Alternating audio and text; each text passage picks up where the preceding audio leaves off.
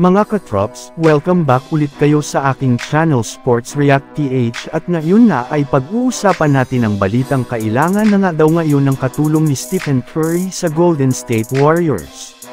Pag-uusapan na rin nga natin ngayon dito sa ating panibagong video ang lumabas na blockbuster trade para makuha ng Los Angeles Lakers si Trae Young mula sa Atlanta Hawks.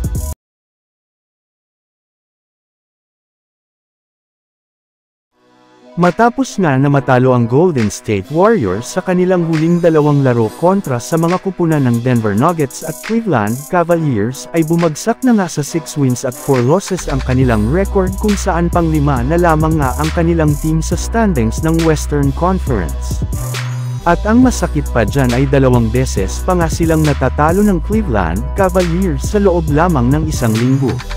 Yes, para nga sa inyong kaalaman, matagal-tagal rin naman nga silang hindi natatalo ng Cavs simula noong andito pa si LeBron James. Pero sa isang iglap nga ay bigla na lamang nga silang dinamina nito sa kanilang mga nagdaang laro. At isa nga sa mga rason bakit nangyayari na ito ay kakulangan ng Warriors ng scorer sa kanilang lineup.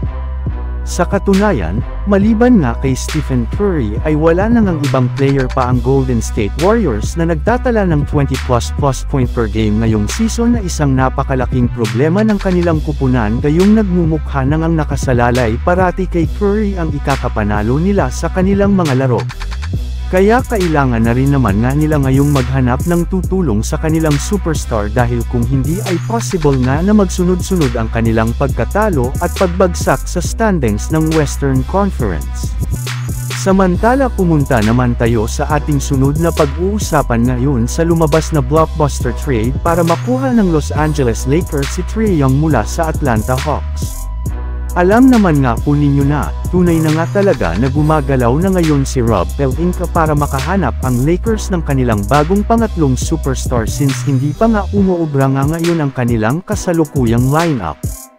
At base nga sa pinakahuling inilabas na balita ni Eric Pincus ng Bleacher Report, isa nga daw sa mga superstar na pwede nga daw makuha ng Lakers ngayong season ay walang iba kundi si Trae Young ng Atlanta Hawks.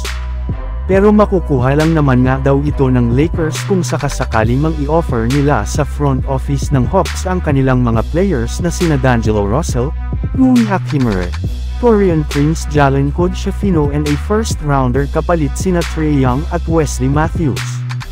Sa ganiyang paraan nga ay magkakaroon ng Lakers ng mas mapagkakatiwalaang point guard sa kanilang backcourt.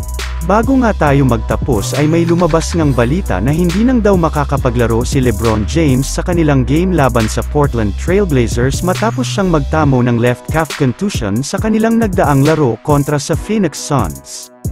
So yun lang nga mga katrops ang handog ko sa inyong storya ngayong araw. Sana nag-enjoy kayo. Please like and subscribe my YouTube channel Sports React PH para sa iba pang storya at update patungkol sa NBA. Kita-kits muli sa ating susunod na video.